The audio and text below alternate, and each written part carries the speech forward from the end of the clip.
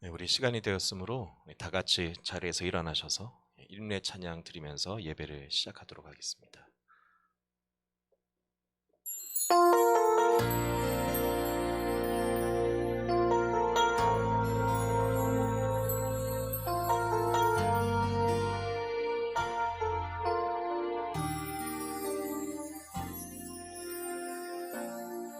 하늘의 문을 여소서, 이곳을 주목하소서. 주를 향한 노래가 꺼지지 않으니 하늘을 열고 보소서. 이곳에 임재하소서. 주님을 기다립니다. 기도의 양기가 하늘에 닿으니 주여 임재하여 주소서. 이곳에 오셔서 이곳에 앉으소서. 이곳에서 드리는 예배를 받으소서. 주님의 주님의 이름만이, 오직 주의 이름만 이곳에 있습니다. 이곳에 오셔서 이곳에 앉으소서. 이곳에서 드리는 예배를 받으소서. 주님의 이름만이, 오직 주의 이름만 이곳에 있습니다. 주님의 이름만이, 오직 주의 이름만 이곳에 있습니다.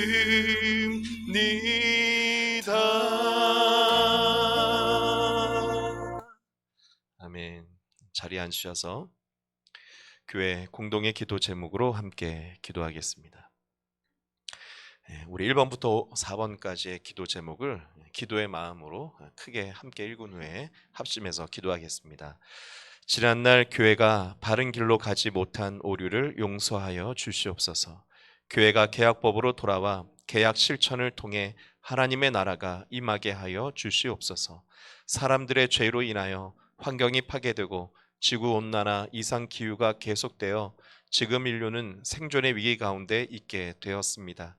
이제 우리가 하나님의 창조신앙, 계약 실천신앙으로 돌아가오니 코로나의 위기를 극복하게 하시고 지구의 기후변화를 멈추게 하소서. 오늘 예배를 통하여 하나님의 마음이 우리 마음에 임하며 교회와 가정 모든 성도들의 사업장, 삶의 자리에 하나님의 나라가 임하게 하옵소서. 우리 기도 제목으로 함께 합심해서 기도하겠습니다. 살아계신 하나님 아버지, 오늘 우리에게 주일 거룩한 예배를 허락하여 주시니 감사합니다. 하나님 앞에 믿음과 신앙으로 살아가는 삶이 되기를 원합니다. 하나님께서 우리에게 살게 하신 이 세상을 하나님의 나라로 만들어가기를 소망합니다. 우리가 어떻게 큰 일을 감당할 수 있겠습니까? 우리는 작고 연약하나 오늘 성령을 의지하게 하여 주시고 하나님의 도우심으로 감당해 나가게 도와주시옵소서. 교회가 계약법으로 돌아가야 합니다. 창조의 신앙으로 돌아가야 합니다. 하나님의 말씀으로 다시 돌아가서 아버지, 이 말씀 속에서 지금의 환경 문제, 코로나19의 문제, 아버지 사회 경제적인 사회 양극화의 여러 가지 문제들을 해결해 갈 수 있는 우리들이 될 수 있도록 도와주시옵소서. 아버지, 오늘 성령을 구합니다. 예배 가운데 기름 부어 주옵소서. 우리에게 말씀하여 주시옵소서. 아멘. 감사합니다. 우리 찬송가 15장 하나님의 크신 사랑 찬양하도록 하겠습니다.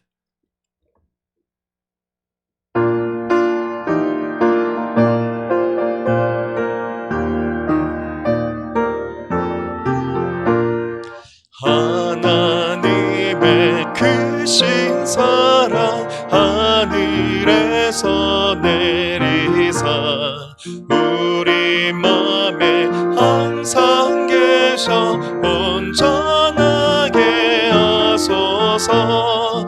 우리 주는 자비하사 사랑 무한하시니 두려워서 떠는 자를 구원하여 주소서. 걱정 근심 많은 자를 성령 감화하시며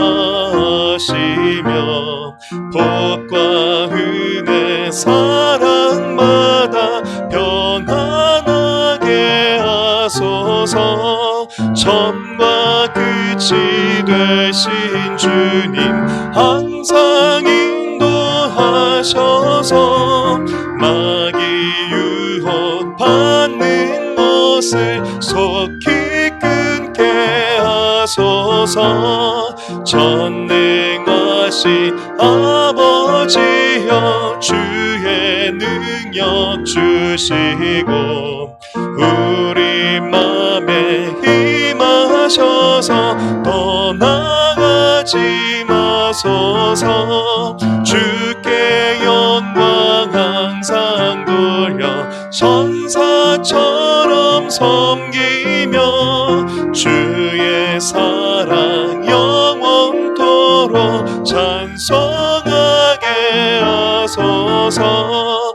우리들이 거듭나서 의미 없게 하시고 주의 크신 구원마다 온전하게 하소서. 영광에서 영광으로 천국까지 이르러 크신 야랑 감격하여 경배하게 하소서. 아멘. 우리 함께 드려진 예물을 위해서 기도하겠습니다. 사랑과 은혜가 많으신 하나님 아버지, 오늘 귀한 주일의 예배를 허락하여 주시니 감사합니다. 주님 앞에 또 특별히 오랜만에 일부의 예배를 드리며 우리가 주님 앞에 마음을 열고 찬양할 수 있게 해주시고 또 주의 말씀을 사모하는 마음으로 몸된 교회에 나와서 예배할 수 있는 은혜가 얼마나 큰 것인지 또 새롭게 느끼게 됩니다. 하나님 앞에 오늘 사모하는 마음을 갖고 마음을 열며 나오는 모든 성도들을 기억하여 주시고 하나님 저들에게 하늘의 문을 활짝 여시고 성령을 부어 주시옵소서. 삶의 문도 열어 주시옵소서. 기도하는 기도의 제목들 간구들이 이루어지고 응답되는 삶이 되도록 축복하여 주시옵소서. 하나님의 말씀을 듣습니다. 주의 말씀을 듣고 배우는 예배를 통해서 하나님 앞에 어떻게 우리의 인생을 살아가야 될지 방향을 바로 붙잡게 도와주시고 이번 한 주도 승리할 수 있도록 도와주옵소서. 또한 그렇게 살려 할 때에 나의 힘만으로 부족함을 늘 고백하며 주님 앞에 나옵니다. 한 주도 성령으로 살겠다고 결단하게 하여 주옵소서. 무릎 꿇고 기도하며 하나님의 성령을 의지하게 도와주시고 그렇게 살아가는 자들이 하나님의 음성을 들으며 주님의 뜻을 따라 순종할 때에 아름다운 응답과 또 30배, 60배, 100배의 차고 넘치는 열매들이 있게 하시며 아름다운 하나님 나라가 우리 모든 성도들의 가정, 삶의 자리, 우리 교회에 확장되어져 가게 축복하여 주시옵소서. 그러한 신앙과 고백을 담아서 예물을 드립니다. 드리는 마음과 중심, 손길에 축복하여 주옵소서. 삶의 자리, 생업 가운데 축복하여 주옵소서. 건강을 지켜주시고 가정을 돌봐 주옵소서. 쓰여지는 곳은 하나님의 나라가 확장되게 하여 주옵소서. 이 모든 말씀 예수님의 이름으로 기도했습니다. 아멘.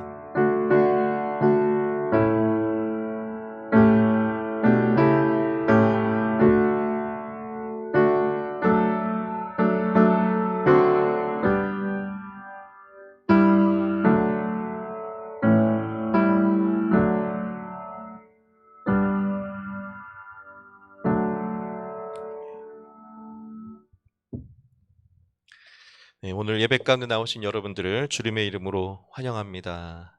네, 우리 앞뒤 좌우로도 한번 인사할까요? 사랑합니다. 축복합니다. 건강하세요. 네. 예, 아유, 우리 일부 예배가 참 오랜만인 것 같은데, 일부 예배 또 오랜만에 또 나오신 분도 계신데, 서로를 좀 환영하는 의미에서 박수로 한번 서로 환영하겠습니다.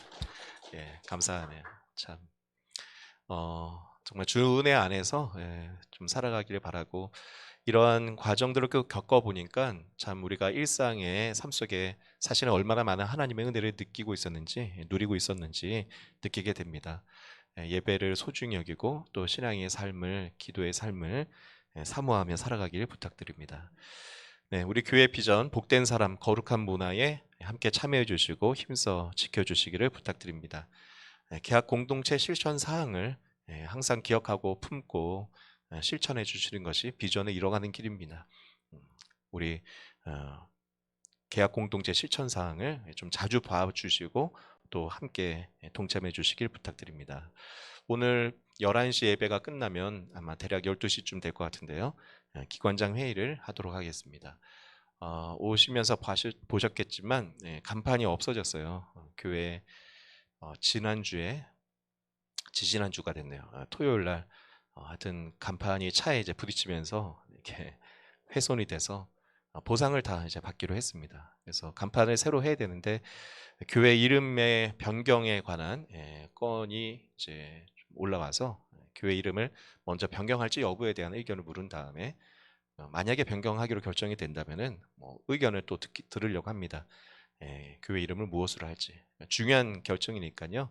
기관장이 아니어도 또 교회의 한 몸으로서 참여하기 원하시는 분들은 함께 의견을 얘기해 주시기를 부탁드립니다.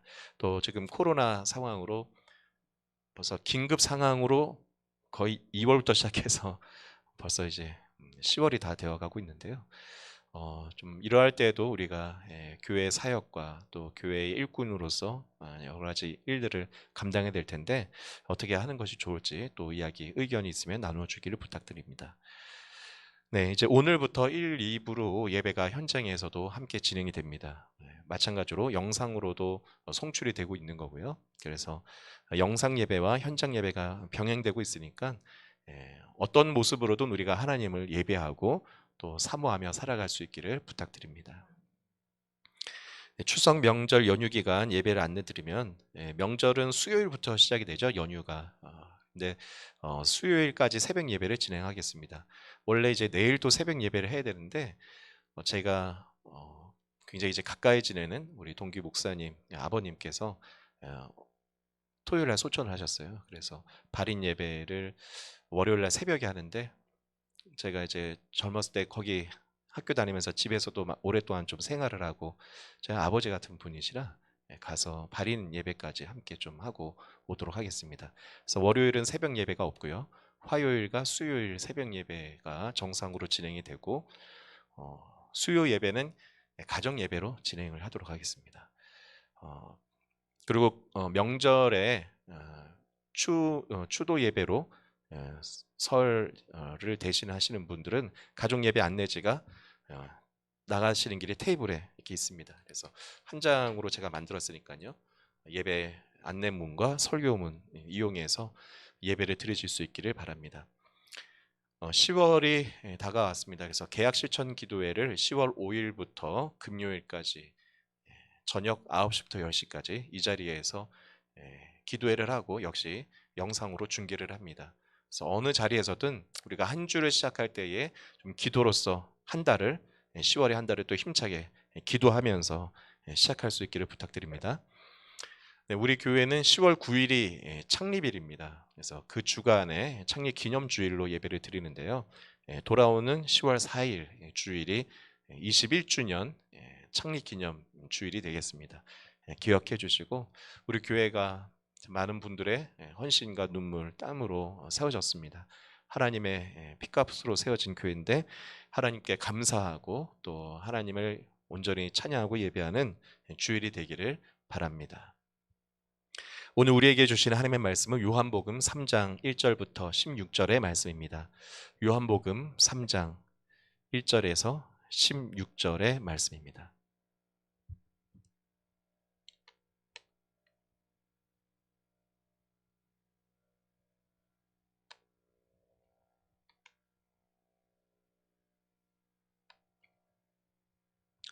네, 요한복음 3장 1절부터 16절의 말씀, 우리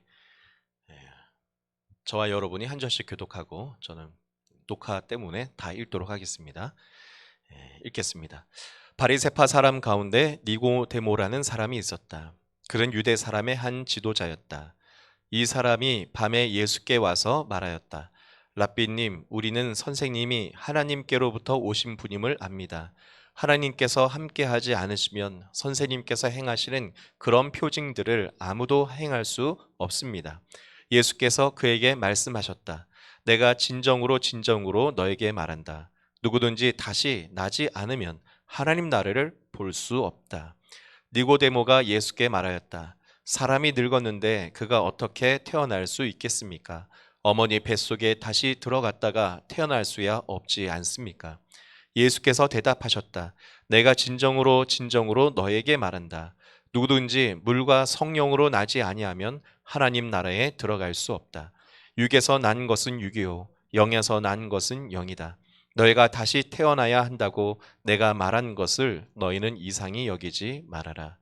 바람은 불고 싶은 대로 분다. 너는 그 소리는 듣지만 어디에서 와서 어디로 가는지는 모른다.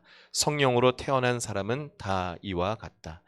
니고데모가 예수께 물었다. 어떻게 이런 일이 있을 수 있습니까? 예수께서 대답하셨다. 너는 이스라엘의 선생이면서 이런 것도 알지 못하느냐? 내가 진정으로 진정으로 너에게 말한다. 우리는 우리가 아는 것을 말하고 우리가 본 것을 증언하는데 너희는 우리의 증언을 받아들이지 않는다. 내가 땅의 일을 말하여도 너희가 듣지 않거든. 하물며 하늘의 일을 말하면 어떻게 믿겠느냐? 하늘에서 내려온 이 곧 인자 밖에는 하늘로 올라간 이가 없다. 모세가 광야에서 뱀을 든 것 같이 인자도 들려야 한다. 그것은 그를 믿는 사람마다 영생을 얻게 하려는 것이다.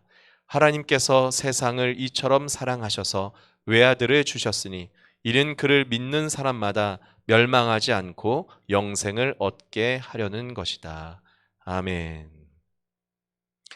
오늘은 요한복음 3장 1절부터 16절의 말씀을 본문으로 물과 성령으로 거듭나다라는 제목으로 함께 은혜를 나누기를 바랍니다. 지금 계속 성령에 관한 이야기를 몇 주에 걸쳐서 나누고 있습니다.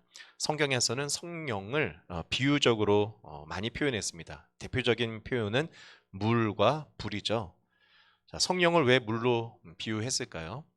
물은 겸손하기 때문입니다. 물은 계속 어디로 흐릅니까? 낮은 곳으로 흐르죠. 근데 겸손하게 낮은 곳으로 계속 내려가는데 놀랍게도 내려갈수록 흘러갈수록 생명을 살린다는 거예요.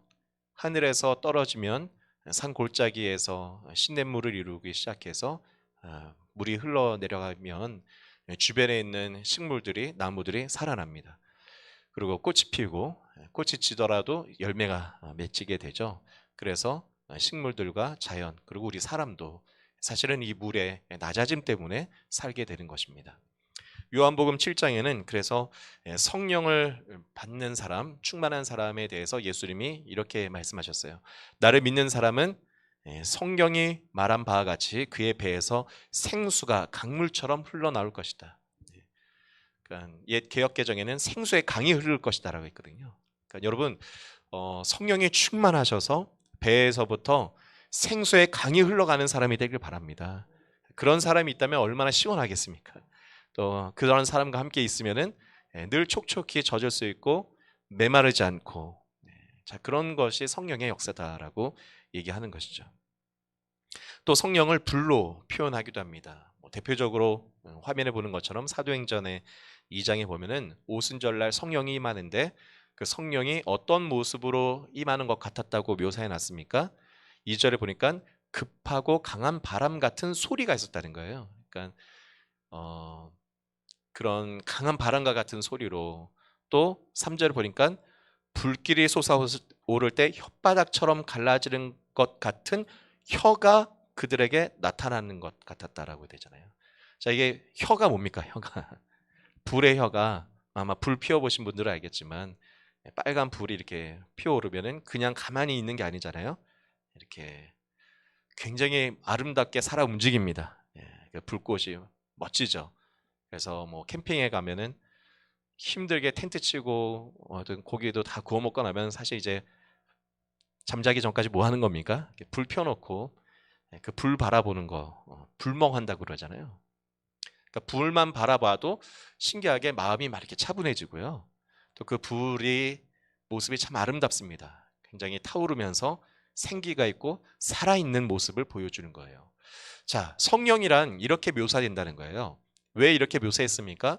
여러분, 하나님의 성령이 우리 안에 임하시면은 무기력하고 의기소침하고 좌절해 있던 사람들의 마음속에 다시 뜨거운 불이 일어난다는 것을 믿으시기 바랍니다. 그래서 살아나는 거예요. 불의 혀라고 표현되어 있는 거예요. 막 이렇게 불꽃이요, 굉장히 아름답게 살아 움직이거든요. 생기를 잃었던 사람들이 성령을 통해서 다시 살아난다. 이게 얼마나 아주 적절한 비유가 아니겠습니까? 여러분, 이러한 물과 같은 성령, 또 불과 같은 성령이 저와 여러분의 삶 속에 임하고 나타나시기를 축복합니다. 그 성령이 오늘 예배 가운데 임하시고 오늘 충만하게 거하시기를 바랍니다. 그렇게 되기를 원하십니까? 그러면 마음을 활짝 여셔야 돼요. 마음을 열고 하나님의 성령을 사모합니다. 그래서 기도할 때도 정말 우리가 찬양하거나 기도할 때에 두 손을 들기도 하고 정말 주님 앞에 마음을 열고 이렇게 가슴을 열고 왜 찬양합니까? 나의 온몸에 하나님의 성령을 부어달라는 거 아닙니까? 하나님이 전능하신 하나님이신데 못하는 것이 있어요. 뭡니까? 우리의 마음을 여는 겁니다. 하나님께서는 문을 두드리시는 거죠. 요한계시록 3장 20절에 내가 문 밖에 서서 두드린다. 근데 열고 맞이하는 건 누가 해야 되는 겁니까? 우리가 해야 되는 거예요. 그러니까 오늘 말씀에 사모하는 마음 가지시고 하나님의 성령이 충만히 임하시기를 기대하고 소망하시길 바랍니다.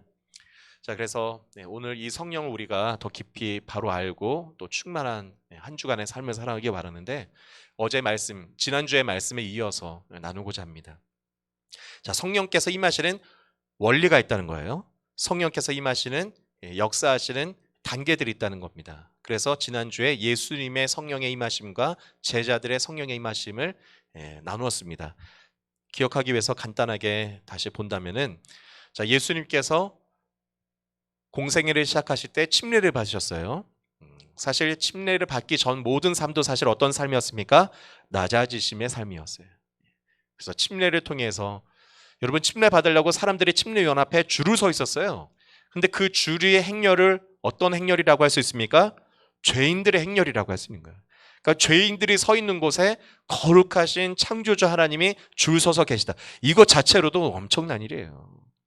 그리고 요한 앞에서 무릎을 꿇고 물속에 들어갔다 나오셨다는 것은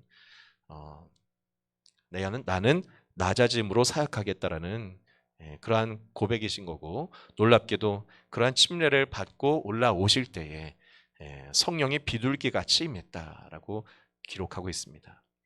자, 그렇게 성령이 임하시고 나서는 바로 사역하신 것이 아니라 기도하였고 유혹을 이기는 과정이 있었다는 거예요. 자, 이거 참 중요하다는 겁니다.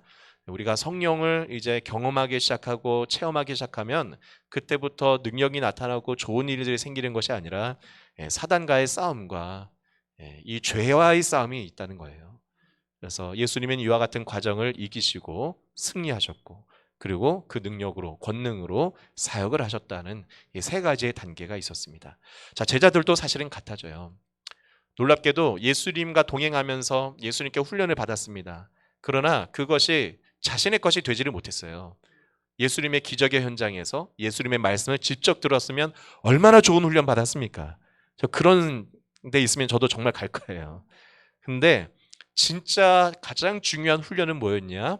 예수님이 십자가에 죽으시고 부활하신 후 40일을 이 땅에 계실 때에 그때의 제자들은 진짜 훈련을 받은 거예요.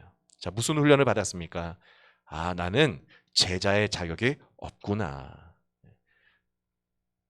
비로소 나는 제자가 아니라 물고기 잡이 하는 것도 과분한 어부다라는 생각으로 갈릴리 바닷가에 다시 가서 물고기 잡이하고 있을 때 예수님은 네가 비로소 이제 사역을 할 수 있는 준비가 됐다라고 하신 거예요.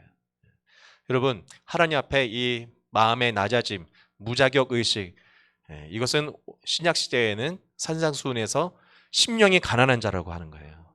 정말 심령이 가난해져서 내 힘으로 할 수 없습니다. 하나님이 아니면 안 됩니다. 이 고백이 나타나기를 축복합니다. 하나님이 아니면 안 됩니다라는 고백이 나올 때에 비로소 이제 무엇을 받을 수 있는 준비가 됐다는 거예요. 성령이 임하실 수 있는 마음밭이 준비됐다. 그리고 제자들도 역시 바로 사역을 한 게 아니라 예루살렘에서 성령을 기다린 거죠. 무엇하고 있었습니까? 기도하고 간절히 기도하고. 여러분 무슨 기도했을까를 한번 생각해 볼 필요가 있어요. 제자들과 예수님을 따르던 120여 명의 성도들은 마가다락방에서 예수님과 함께 했을 때에 주님이 가르쳐 주신 가르침, 그러나 사실은 삶 속에서 그것을 못 지키고 있었다는 거예요. 그것을 회개하고 하나님, 나의 힘으로는 이 사도의 직분도 이 하나님의 예수님의 가르치심을 이 땅에 나타낼 능력도 없습니다. 하나님의 성령을 예수님께서 받으라 하셨는데 사모합니다 하면서 간절히 기도하고 있었다는 거예요. 여러분, 기도가 중요하다는 걸 꼭 기억하시길 바랍니다. 그러면서 정화되어지고 기도하고 또 회개하고 기도하고 이런 과정을 거치고 있었던 거죠. 자, 그러자 성령이 임하셨고 능력이 나타나면서 복음은 로마까지, 땅끝까지 전해지게 된 것입니다. 그래서 지난주는 이와 같은 죄송합니다. 이와 같은 전체적인 과정에 대해서 나눈 후에 낮아짐에 대해서 좀 많이 나누었고요. 오늘은 이렇게 첫 번째 단계, 성령께서 우리에게 임하시려면 낮아져야 되는데 그 낮아짐 이후에 또 어떤 과정이 있어야 되느냐? 두 번째 단계인 정화의 과정, 죄를 이해하고 기도를 통해서 더 거룩한 삶으로 나아가는 두 번째 과정에 대해서 나누기를 원합니다. 오늘 본문 말씀이 그와 같은 과정들에 대한 예수님의 귀한 설교 부분이라고 할 수 있습니다. 니고데모라는 사람이 등장하죠. 요한복음 3장에 보면은 니고데모에 대한 소개가 나오는데 어떤 사람입니까? 바리새파 사람이에요. 그리고 유대 사람의 지도자였다라고 나옵니다. 여러분, 바리새인은 율법에 정통한 사람이잖아요. 그리고 이미 그것을 가르치고 있는 사람이고 사람들에게 선생의 노릇을 하고 있는 사람입니다. 그러니까 율법에 대해서는 적어도 이 바리새인들은 예수님을 무시하고 있었어요. 자신들이 더 많이 알고 있다. 그리고 알 뿐만 아니라 이들은 구약 율법의 오경에 없는 자신들의 장로들의 전통이라는 걸 만들어서 조항들을 여러 개 만들어서 더 철저하게 행위를 하고 있었습니다. 그래서 그런 것들을 거의 완벽하게 지키고 있는 사람이었으니까 지도자가 된 거예요.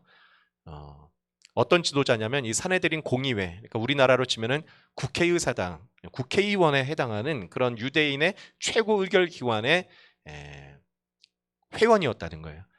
굉장히 사회적으로도 성공한 사람이고 유대교 종교에서도 아주 존경받을 만한 사람이었다는 것을 보여주고 있습니다. 자, 그런데 이 사람이요, 2절에 보면은 밤에 예수께 와서 예수님에게 뭘 물었다는 겁니다. 자, 대낮에 사람들이 보는 가운데는 갈 수 없었다는 얘기예요. 왜일까? 첫째는 예수님을 만난다는 것 자체가 바리새인에게 부담이 되는 일이고, 그리고 어쩌면 완벽해야 될 자신이 뭔가 예수님에게 궁금하거나 문제를 해결받고 도움을 받는 그 자체가 사실은 굉장히 부담스러운 일이었기 때문에 이 사람이 밤에 찾아갔다고 볼 수 있습니다. 자, 사실 이런 니고데모의 모습은 누구의 모습이라고 할 수 있습니까? 사실 우리의 모습이라고 할 수 있어요. 아마 오늘 예배 드리신다고 다 깨끗한 옷을 입고 또 가능한 한 다 멋지고 좋은 모습 보이시려고 오셨지 않습니까? 그러니까 니고데모도 겉으로 봐서는 뭐 문제가 없는 사람이었다는 겁니다. 근데 사실 여러분, 주님 앞에, 하나님 앞에 우리가 서게 되면은 부족함이 있습니까? 없습니까? 다 있는 거예요.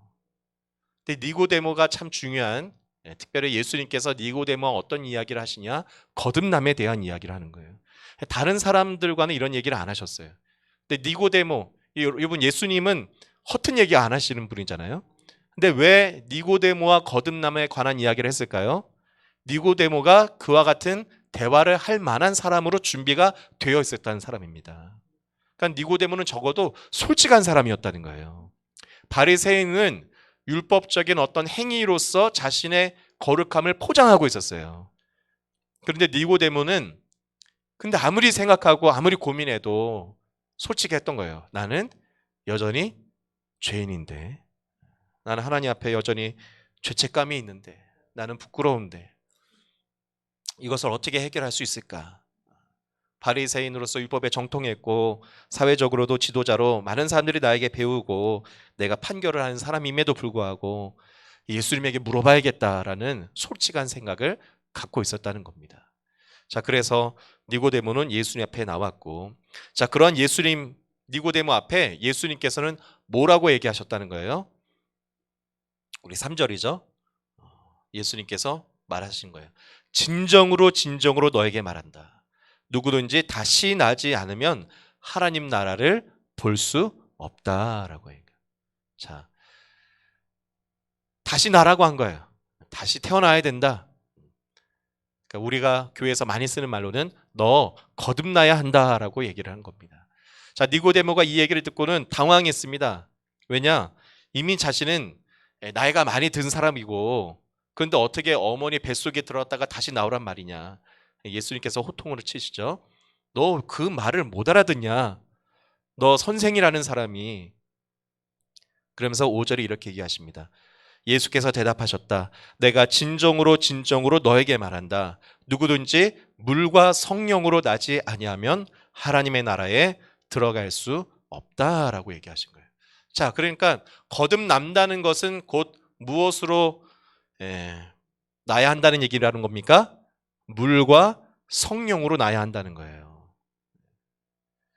많이 들으셨죠? 네, 물과 성령으로 난다는 게 교회에서 많이 들었는데, 제가 또 내려가가지고 그럼 물로 나는 게 뭡니까? 라고 물어보면은 나한테 왜 그러세요? 그러실 거예요.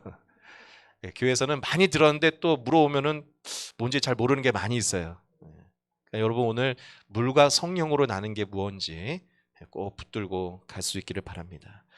자, 거듭난다는 것을 예수님이 설명하실 때에 물과 성령으로 나야 한다. 다시 태어나야 한다라고 얘기를 하셨어요.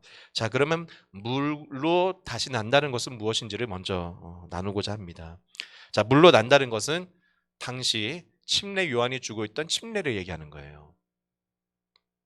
자, 침례 요한의 침례가 매우 중요하고 예수님에게 있어서도 아주 중요한 사건이었죠. 예수님의 사역을 준비한 거였어요. 자, 왜 그렇습니까? 여러분, 당시 구약 성경의 유대교에서는 죄사함을 받는 길은 무엇뿐이었습니까? 성전에 가서 짐승을 죽이는 거였어요. 성전 제사를 하는 것이었습니다. 근데 놀랍게도 복음서를 보면은 예수님은 무엇을 하십니까? 성전에 가셔서 그 성전 제사를 폐하시는 게 예수님의 아주 중요한 일이었어요. 짐승들을 다 쫓아내었고 상을 엎어버렸습니다. 그러니까 예수님께서는 성전에서 짐승 죽이는 일들을 폐하시고 뭘 인정하셨다는 겁니까? 요한의 물 침례, 물로 침례를 받은 것을 통해 속죄 받는 것을 인정하셨다는 얘기예요. 자, 그래서 물로 거듭나야 한다는 말은 바로 이 얘기를 하는 것입니다. 자, 그런데 한 가지 이제 중요하게 우리가 기억해야 될 것이 있어요. 그렇다고 해서 예수님께서 성전에서 짐승, 이게 모세오경에 기록되어 있는 거잖아요. 그러한 영적인 과정들을 다 무시하신 것이냐? 그거 아니란 얘기예요. 죄사함의 원리는 똑같습니다. 무엇이냐? 짐승을 갖고 오면은 사람들이 그 짐승의 머리에다가 자신의 죄를 안수해서 전가하잖아요. 그러면 그것을 각을 떠서 불살름으로 번제를 드림으로 용서를 받았던 겁니다. 그러니까 물 침례를 받더라도 죄를 용서받으려면 뭐가 있어야 되는 것일까요? 희생양이 있어야 되는 거예요. 나의 죄를 책임져 줄 대상이 있어야 하는 것입니다. 네. 그 예수님께서는 그러한 죄를 대신 짊어지고 책임져 주는 사람이 누구라고 얘기하는 겁니까? 그러한 사람이 바로 죄를 대신 짊어져 주는 메시아가 있어야 한다는 것을 얘기하는 거고, 예수님은 자신이 내가 십자가에서 죽음으로 그와 같은 일을 할 것이라는 것을 지금 얘기하고 계신 거예요. 자, 그런데 이 니고데모는 그것을 못 알아듣는 겁니다. 왜냐? 유대인들에게서의 메시아관은 그런 메시아관이 아니에요. 유대인들의 메시아관은 무슨 메시아관이냐? 기적을 일으키는, 표징을 나타내는 메시아예요. 그러니까 이 니고데모도 예수님을 찾아왔을 때 이유 중에 하나가 2절에 보면은 랍비님께서는 우리는 선생님이 하나님께로 오신 분임을 안다. 왜냐? 그 이유가 표징 때문이라는 거예요. 예수님께서 병을 고치시고 기적들을 행하시니 당신이 랍비 메시아인 것 같다. 그러니까 유대교에서의 메시아 개념은 기적을 일으켜서 그 기적으로 뭘 해결하는 겁니까? 당시 로마 제국의 압제 아래 있었잖아요. 또 현실이 어렵잖아요. 이러한 현실의 문제들을 기적적인 능력으로 표징으로 해결해 주는 사람이 메시아라고 생각한 거예요. 자, 근데 예수님과 니고데모가 다른 생각의 차이점은 뭐냐? 예수님은 메시아는 그런 것이 아니다라는 거예요. 자, 사람에게 있어서 이 세상을 바꾸고 우리가 새로운 삶을 살아가는데 근원적인 문제가 있다. 여러분, 세상이 지금 많은 문제가 있죠. 우리가 살아가는 세상 속에 지금은 코로나19 문제도 있고 기후 변화의 문제도 있고 이 사회가 양극화되어져 가고 정말 여러 가지 이 삶의 문제들이 많은데 물론 이 문제를 해결하기 위해서 정부도 있어야 되고 국제기구, 보건기구들도 있어야 되죠. 여러분, 그런데 본질적인 문제 해결은 어디서부터 시작돼야 되냐 이거예요. 이게 결국은 그러한 어떤 강제력이나 기구들이나 권력이 있어야 되는 이유는 사람들이 어떠한 존재들이기 때문에 강제력을 행사해야 돼서 이런 조직이 있어야 되는 겁니까? 죄인이기 때문에 그래요. 그러니까 사실은 본질적으로는 죄의 문제를 해결하는 것에서부터 이 세상은 아름답게 구원받고 변화될 수 있다는 겁니다. 그러므로 여러분, 메시아가 온다면 어떤 메시아여야 될까요? 죄의 문제를 해결해 주는 메시아여야 되는 거예요. 그러니까 예수님은 그 얘기를 하고 있는 거예요. 사람이 거듭나려면 물과 성령으로 거듭나야 된다. 물 침례를 받아야 된다는 거예요. 근데 물로서 속량을 받으려면은 그 죄를 책임져 줄 대속자가 있어야 돼요. 그리고 용서해 줄 하나님의 은혜가 있어야 됩니다. 자, 그런데 그러한 분이 누구시라는 겁니까? 바로 나다라고 예수님이 말씀하시는 거죠. 여러분, 그러므로 물로 거듭나시길 축복합니다. 물로 거듭난다. 물로 침례를 받는다. 그 얘기는 무슨 말입니까? 나는 죄인이란 얘기예요. 그런데 나의 이 죄를 예수님이 대신 짊어져 주셨어요. 예수님이 용서해 주셨어요. 그래서 내가 용서를 받았습니다. 하나님께서 용서해 주셨습니다. 예수님께서 이것을 선포하신 거예요. 이게 우리로서는 지금 자연스러운 얘기잖아요. 근데 유대 시대에는 이게 충격적인 얘기라는 거예요. 왜냐? 죄 사함을 어디서만 받았다고 생각을 했기 때문입니까? 동물을 죽여서 피 흘려 제사 지내야만 용서받는다고 하던 시대에 예수님께서는 물로 거듭나라. 자, 근데 이 중에는 또 여기 침례 안 받은 분도 계시죠? 근데 저희 교회는 침례교회입니다. 그래서 저는 여러분들이 정말로 침례 받기를 바라요. 자, 그렇다고 해서 교회에서 침례탕에 들어갔다가 나왔다고 해서 그 사람이 그 이유 때문에 구원받았다고 할 수 있냐? 그건 또 아니에요. 그것은 신앙의 고백입니다. 물로 거듭나야 한다는 것은 그러한 과정이 내 안에서 정말로 체험으로 신앙의 고백으로 나타나야 된다는 거예요. 무슨 과정입니까? 나는 죄인입니다. 근데 이러한 나의 죄를 어린 양이나 짐승이 아닌 예수님이 담당하셨습니다. 그리고 하나님께서 나의 죄를 용서해 주셨습니다. 라는 그 고백을 하는 사람. 그래서 나는 죽었다가 다시 태어난 사람입니다. 그러한 고백이 침례의 신앙이고 그 신앙의 고백이 먼저죠. 그런 신앙의 고백이 있는 사람. 그래서 나는 용서받은 죄인. 여러분, 용서받은 죄인이기 때문에 내가 낮아져야지가 아니라 나는 낮은 사람입니다. 라는 고백이 나오는 거예요. 여러분, 그러한 신앙의 고백이 있기를 주님의 이름으로 축복합니다. 이게 기독교예요. 여러 종교가 있습니다. 여러분, 여러 종교들의 다른 기독교 외에 다른 종교들은 어떻게 죄의 문제를 해결하느냐? 노력, 인간의 노력으로 죄를 끊는 거예요. 노력 종교입니다. 이것을 수도라고 할 수 있어요. 그래서 이 세상을 어떻게 봅니까? 이 세상을 살아보니 너무 번뇌가 많고 고민이 많어. 유혹이 많어.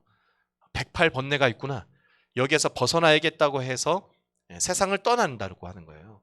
그리고 세상을 떠나서 정진한다고 하지 않습니까? 카톨릭 시대에도 안타깝게 로마 카톨릭이 잘못 간 것이 수도원 운동입니다. 삶을 떠나서 지금도 봉쇄 수도원이 있어요. 한번 헌신해서 들어가면은 죽어서 나와야 하는 곳이 있습니다. 완전 뭐 대수술을 받아야 되는 일이 아니면은 절대 못 나오는 그런 수도원이 있는데, 그런 곳에 가서 아무리 내가 죄를 안 져야지 고행을 하고 그런다고 해서 죄가 내 힘으로 애를 쓴다고 없어지냐? 그게 아니라고 얘기하는 거예요. 그게 다른 종교와 기독교의 차이라는 겁니다. 그러면 기독교에서 죄 문제 해결은 제가 아까 뭐라고 얘기한 겁니까? 하나님 앞에 용서받음으로 해결하길 축복합니다. 기독교의 이게 핵심이에요. 용서받는 거예요. 물로 거듭나야 한다는 것은 하나님 앞에 내가 용서받을 존재입니다라고 고백하는 겁니다. 자, 그러면 이런 마음이 생길 수 있어요. 목사님, 제가 이런 설교도 지금 여러 번 들었고, 이런 설교 듣고 나면은 그래, 내가 죄 오늘 말씀 듣고 이제 또 받았구나 하면서 그날은 참 마음이 시원하다는 거예요. 그런데 하루나 이틀이 지나면은 또 죄 짓습니까? 안 짓습니까? 또 죄를 져요. 그러면 목사님 말씀 기억해서 그래, 그 성경 본문 또 한 번 읽고 회개하고 용서받았다. 좀 편안해져요. 그러다가 한 2주 지나면은 또 막 죄가 또 쌓이잖아요. 그럼 또 그 말씀 읽고 또 기도하나? 그럼 내가 지금 뭐 하는 거지? 내가 계속 이렇게 이래도 되나라는 생각이 자꾸 들어요. 그러다가 주일날 또 오면은 이제는 나 같은 죄인이 어떻게 앞자리에 앉아서 예배하겠어 하면서, 우리 교회는 감사하게 기둥이 없지만 저는 많이 봤습니다.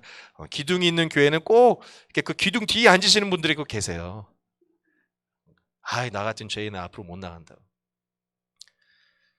자꾸 그것이 이제 반복이 될 수가 있다는 거예요. 자, 그러면 우리는 어떠한 자세로 이러한 말씀을, 이러한 신앙을 받아들여야 되는가? 여러분, 사실은 그 과정이 굉장히 중요한 과정입니다.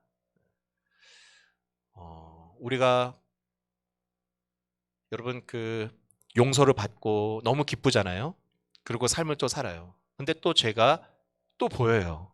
내 안에서. 그리고 또 회개를 하고, 그리고 또 살아가다가 또 죄를 짓고, 그리고 또 회개를 하는데, 이게 몇 번 반복될 때에는 정말 하나님 앞에 어떤 마음이 듭니까? 참 괴로운 마음이 들잖아요. 근데 여러분, 이것이 정상일까요? 아니면 틀린 걸까요? 이게 정상이에요. 이게 정상입니다. 여러분, 하나님 앞에 그러므로 어떤 마음으로 와야 됩니까? 항상 우리는 용서받은 죄인의 마음으로 와서 예배하고 신앙생활하는 게, 이게 정상이에요. 그럼 뭐가 비정상일까요? 성경에 분명히 우리가 죄 용서받은 하나님의 자녀고 의인이라는 표현이 있어요. 자, 그런데 이것은 누구 입장에서의 표현일까요? 이거는 하나님이 우리에게 말씀해 주시는 거예요. 하나님이. 우리는 하나님 앞에 용서받은 죄인으로서, 용서받은 사람으로서의 감사와 또 하나님 앞에 또 할 수 있는 것은 용서받는 것밖에 없습니다라는 그러한 민망한 마음으로 와야 되는데, 안타깝게도 어떤 분들은 나는 의인이라고, 나는 죄 용서받았다고 그러면서 막 큰 소리치고, 지금 뉴스에서 우리가 많이 보는 분들이 있잖아요. 기독교라고 하는데 이게 사실은 말이 안 맞는 말이라고 할 수 있는 거예요. 여러분 한번 생각을 해보세요. 내가 어떤 사람에게 돈을 빌려서 아주 큰 빚을 졌어요. 이걸 갚으려고 했는데 갚을 수가 없었어요. 그래서 그것을 고개를 숙이고 가가지고 무릎 꿇고 죄송합니다. 제가 갚을 능력이 없습니다. 막 울었어요. 용서해 달라고. 그랬더니 그 사람이 빚을 탕감해 줬어요. 감사합니까? 안 감사합니까? 감사하죠. 야, 그분 앞에 정말로 그분 잘 모시고 살아야 되지 않겠습니까? 그리고 이제 은혜 받고 돌아갔어요. 그런데 또 살아가는데 또 정말 살 수가 없어서 또 빚을 졌어요. 근데 살아가는데 이제 또 갚아야 되는데 갚을 수가 없게 됐어. 또 갔어요. 그래서 그분한테 빌린, 제가 또 갚을 수가 없게 됐어요. 근데 그분이, 그래, 내가 탕감해 줄게. 그럼 감사합니까? 안 감사합니까? 감사해. 근데 또 살 게 없으니까 그분한테 또 빌려서 또 갔어요. 그리고 또 살다가 보니까 또 이제 갚아야 되는데 또 못 갚게 됐어요. 또 갔어요. 민망해. 많이 민망해요. 그래도 정말 뭐 갚을 길이 없으니까 어떻게 해요? 제가 또 왔습니다. 용서해 주십시오. 그래. 내가 탕감해 줄게. 그래서 또 탕감을 받았어요. 이야, 감사해요. 자, 근데 이제 이렇게 계속 탕감 받으니까 다음에 이 사람이 갈 때는 이번에도 탕감해 주겠지? 그래서 이제는 무릎을 안 꿇어요. 그냥 문을 활짝 열고 막 가서 뻣뻣하게 서가지고 또 탕감해 주시오. 그럼 됩니까? 안 됩니까? 그건 아니라는 거예요. 자, 하나님 앞에 우리의 자세도 이거는 여러분 성경이라는 것은 여러분 세상의 상식과 원리, 이치가 이 진리라는 겁니다. 진리. 여러분 성경의 진리라면은 상식과 벗어나지 않아요. 여러분 용서받은 그러면 우리는 하나님 앞에 어떠한 마음으로 사는 것이 그러면은 당연하다는 겁니까? 네, 탕감받은 사람으로서 용서받은 사람으로서 하나님 앞에 올 때마다 정말로 내가 드릴 것은 정말 이 상한 심령뿐입니다. 내가 주님 앞에 주님의 용서밖에 구할 것이 없습니다. 민망한 마음, 그러면서 주님의 긍휼을 구하는 그 마음, 낮아진 마음이고요. 애통하는 마음이고 심령의 가난이고. 근데 예수님은 그런 자들이 계속 복이 있다고 얘기하는 거예요. 자, 이 마음을 잃지 마시길 축복합니다. 자, 이러한 마음이 생기면은 이 사람 변화될까 안 될까? 그래서 변화되는 게 기독교예요. 내 힘으로 살 수 있고 내 능력으로 나는 부족한 게 없고 부끄러운 게 없다.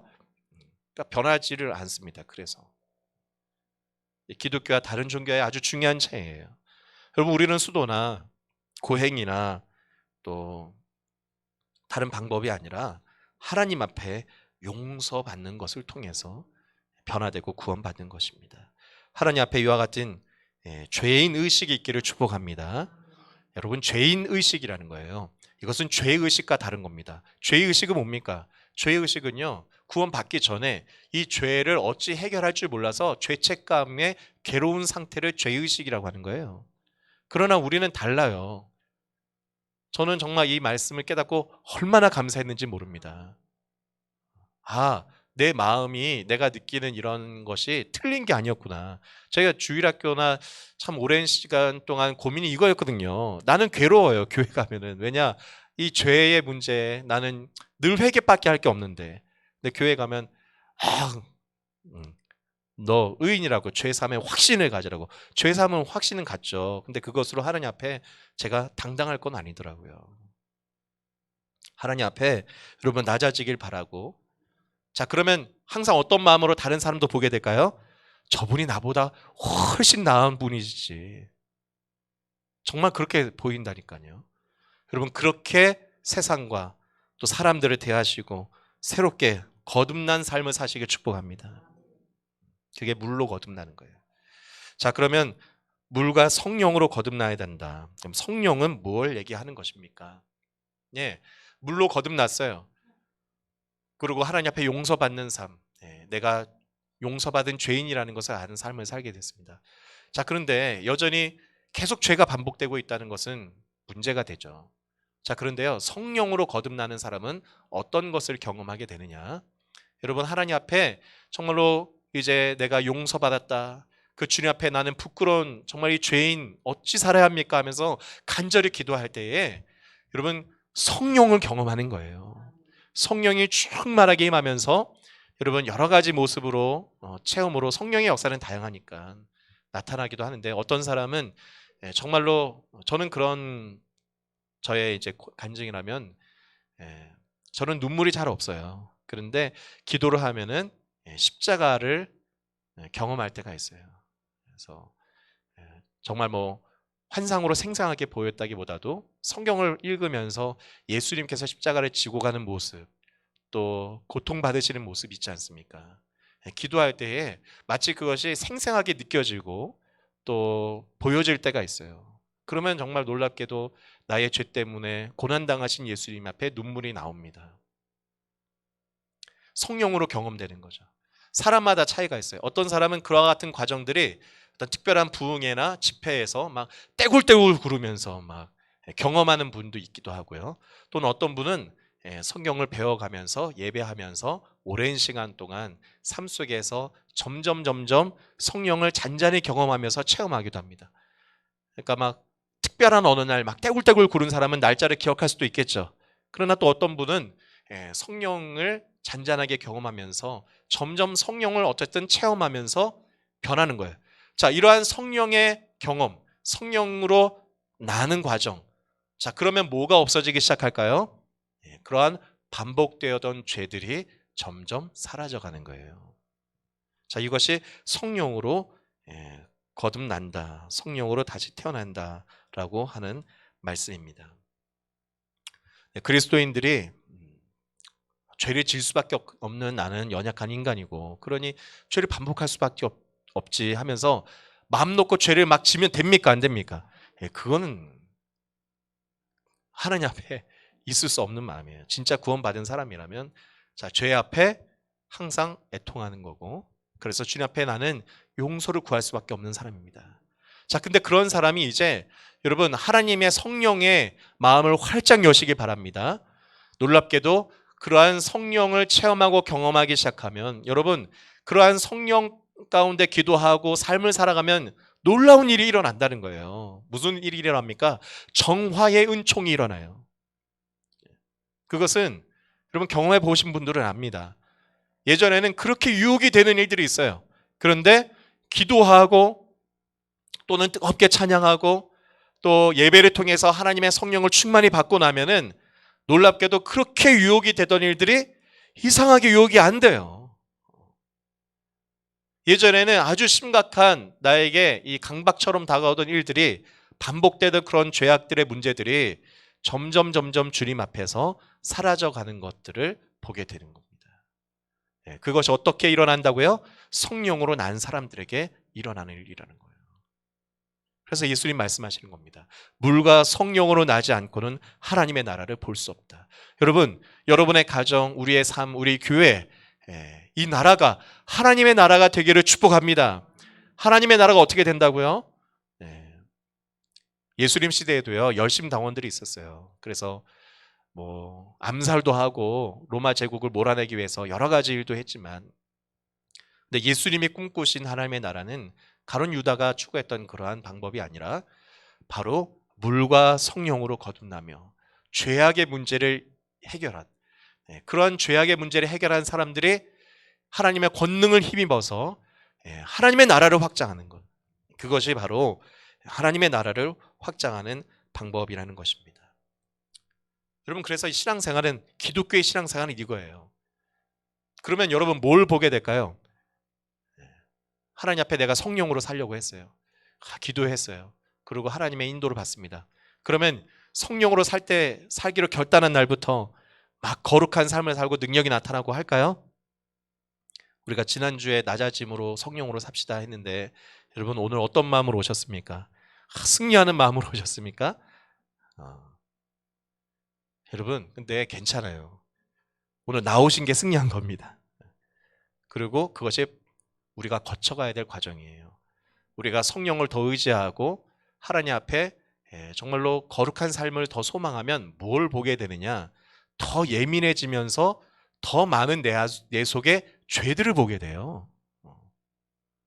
이게 죄에 그렇게 민감하지 않고 기도하지 않을 때는 거리끼지 않게 늘 그냥 편안하게 죄짓던 것들이요, 성령 안에서 내가 살아가고 성령의 인도함을 받으면서 하나님 앞에 또 회개를 철저하게 하기 시작하면요, 놀랍게도 내가 이렇게 깨끗해졌어, 내가 이렇게 거룩해라고 고백이 많이 나오는 게 아니라 주님, 저는 내 안에 이런 죄도 있었네요. 제가 주님 앞에 정말 더욱 이렇게 거룩하게 살기를 원했는데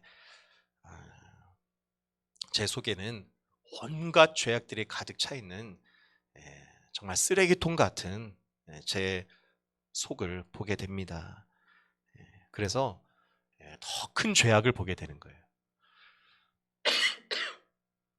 여러분, 그러나 그러한 괴로운 과정, 그러한 내 안에 있는 큰 죄악과 더러운 것들을 보게 될 때, 한없이 부족한 나를 보게 될 때 포기하지 마시길 축복합니다. 이게 정화에서 굉장히 중요한 과정이에요. 내가 그러한 모습을 볼 때에 그렇기 때문에 더 어떻게 됩니까? 하나님의 성령을 의지해서 계속 기도해 나가면 자, 어떻게 되는 건가요?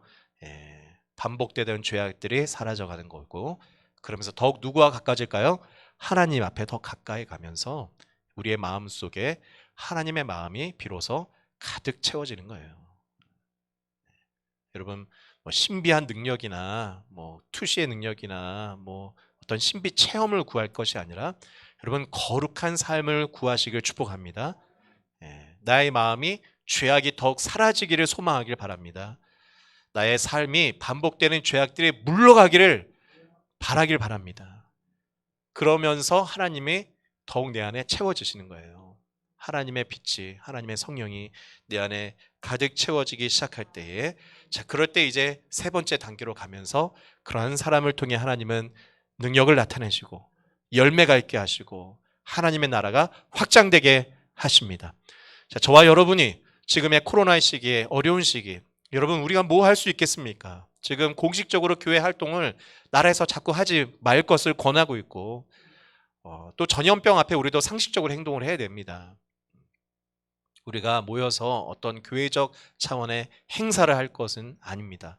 그런데 이러한 시기에 우리가 더 중요하게 정말로 해야 될 것이 있어요. 여러분, 이러한 영성의 훈련과 과정들을 거쳐가시길 축복합니다. 물과 성령으로 거듭나길 축복합니다. 하나님의 사람이 되기를 축복합니다. 어디 수도원 가서 할 게 아니라 오늘 예배 마치고 이제 집으로 가는 길에, 또 가정에서, 또 한 주간 내가 살아가야 될 직장, 삶의 자리, 이웃 간의 관계 속에서 성령으로 살아가면서 나를 거룩하게 하는 것, 그게 지금 우리가 해야 할 일인 것입니다. 오늘 우물가의 여인처럼 난 구했네, 우리 찬양하면서 하나님 주의 성령을 내게 부어주셔서 물과 성령으로 거듭나게 하옵소서. 우리 찬양하겠습니다.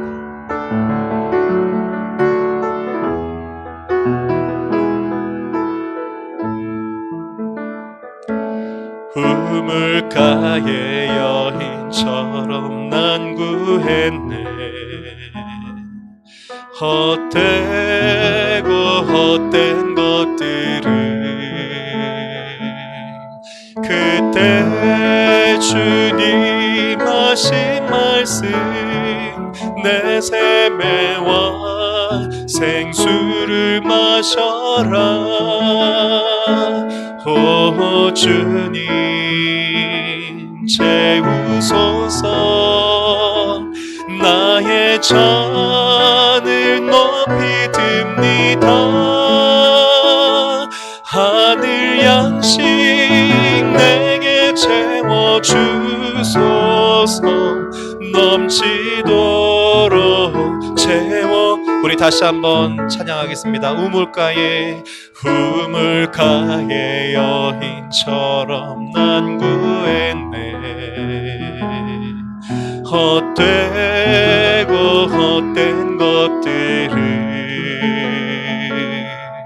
그때 주님 하신 말씀, 내 샘매와 생수를 마셔. 오 주님 채우소서. 오 주님 채우소서. 나의 잔을 높이 듭니다. 하늘 양식 내게 채워주소서. 넘치도록 채워 오 주님 채우소서 오 주님 채우소서 나의 잔을 높이 듭니다 하늘 양식 내게 채워주소서 넘치도록 채워주소서 아멘. 여러분 기도하겠습니다. 여러분 우리가 노력해야 됩니다. 근데 다른 종교, 다른 방법의 노력이 아닙니다. 다른 종교는 내가 죄를 안 지으려고 노력하는 거예요. 그걸 수도한다고 하는 겁니다. 금욕한다고 하는 겁니다. 근데 우리 기독교는 그런 노력이 아니라 무엇을 하려는 노력입니까? 용서받으려는 노력이에요. 예배당 나와서 또는 영상으로 예배하면 주님 앞에 간절하게 용서받기를 사모하길 바랍니다. 그럼 솔직해져야 돼요. 나 죄인이 아니라고 자꾸 하지 마시고 주님 앞에 나갈수록 나는 죄인입니다를 고백하시고 또 그렇게 회개하다 보면 어느 때는 이 반복되는 자신의 모습이 너무 밉고 부끄러울 때가 있어요. 여러분 그래도 주님 앞에 나오십시오. 그게 우리가 할 노력이에요. 그리고 성령으로 살기를 노력하십시오. 그걸 반복 계속해도 됩니까? 그래서 안 돼요. 근데 그걸 어떻게 끊냐 이거예요. 성령 안에서 말씀을 보시고 성령 안에서 기도하길 바랍니다. 그러한 방법으로 변화되어져 가는 것이 물과 성령으로 거듭나는 것이고 그 방법 외에는 하나님 내 나라를 볼 수 있는 방법이 없다는 거예요. 이 시간에 기도하겠습니다. 하나님 나는 죄인입니다. 나를 용서하여 주시고 하나님 이번 한 주 어떻게 살아야 합니까? 아버지 지난주보다는 더 거룩하게 더 달라져서 살아가고 싶습니다. 내 힘으로 안 되는 것을 고백하오니 이번 한 주 기도하게 하시고 말씀을 볼 때마다 성령을 부어주옵소서. 내 잔을 높이 듭니다. 내 마음에 주의 성령을 기름 붓듯 부어주옵소서. 우리 함께 기도하겠습니다. 살아계신 하나님 우물가의 여인과 같은 갈급함 심정으로 예배합니다. 아버지 반복되는 죄악 속에 부끄럽고 아버지 이런 나는 변할 수 없다라는 생각이 언제부턴가는 들었습니다. 그러나 이제 용서받기를 사모하고 아버지 이제 성령으로 살기를 결단하게 하시며 물과 성령으로 거듭나게 하여 주옵소서. 아버지 우리가 구원받아야겠습니다. 아버지 우리가 정말로 변화되어져야겠습니다. 아버지 하나님 우리가 주님 앞에 들고 나올 것은 용서해달라고 아버지 하나님 고백하는 아버지 하나님의 은총 하나님의 아버지의 사랑밖에는 구할 것이 없습니다. 용서하여 주옵소서. 아버지 그 용서받는 사람의 낮아진 마음을 우리에게 허락해 주시며 아버지 그렇게 낮아진 자들에게 성령을 부어주셔서 성령의 역사하심으로 죄를 이겨가고 성령의 역사하심으로 거룩한 삶으로 나가게 하여 주시옵소서. 우리의 삶 속에 그러한 성령의 역사가 가득하기 원합니다. 영상으로든 현장에서든 또 삶 속에서 큐티하며 예배하며 기도하며 말씀을 보는 모든 자들에게 성령의 감동이 계속되게 하여 주시고 성령의 기름이 물붓듯 부어지게 하여 주시고 하나님 안에서 성령 안에서 승리하며 살아갈 수 있도록 도와주시옵소서. 감사합니다. 축복합니다. 아멘. 감사합니다. 사랑과 은혜가 많으신 하나님 아버지, 오늘 우리에게 주일에 귀한 예배를 허락해 주시니 감사합니다. 우리가 아버지 종교 생활 또 교리에 끌려가는 생활이 아니라 정말로 생명 있는 삶 살게 하여 주옵소서. 나의 모습을 하나님 앞에 솔직하게 내어놓고 죄인된 모습을 고백하며 용서받는 아버지 하나님의 용서를 구하는 낮아진 자가 되게 하여 주옵소서. 주님 앞에 드릴 것 상한 심령밖에 없습니다라는 고백으로 낮아진 마음으로 주님 앞에 나오며 이제는 겸손한 자가 되게 하시고 하나님의 은혜만으로 구하면서 살아가는 자 되게 하여 주옵소서. 또한 성령의 충만함을 얻기를 원합니다. 우리가 반복되어져 가는 나의 죄악들과 아버지 모습들을 그럴 수밖에 없다고 포기하는 것이 아니라 성령 안에서 다시 도전하게 하여 주옵소서. 나의 힘으로 해결되지 않던 죄의 문제들 이제는 기도하고 말씀 보며 성령 충만함으로 살아갈 때에 아버지 떠나가게 하여 주시옵소서. 빛이 비춰지게 하여 주옵소서. 어둠은 물러갈지어다. 성령으로 충만할지어다. 성령을 사모하는 자들마다 부어 주시옵소서. 이제는 우리 주 예수 그리스도의 은혜와 하나님 아버지의 무한하신 사랑과 성령님의 내주 축복 인도하시는 은혜가 오늘 사모하는 모든 자들에게 하나님의 성령이 부어지게 하여 주시옵소서. 이 모든 말씀 우리 주 예수 그리스도의 이름으로 기도하였사옵나이다. 아멘.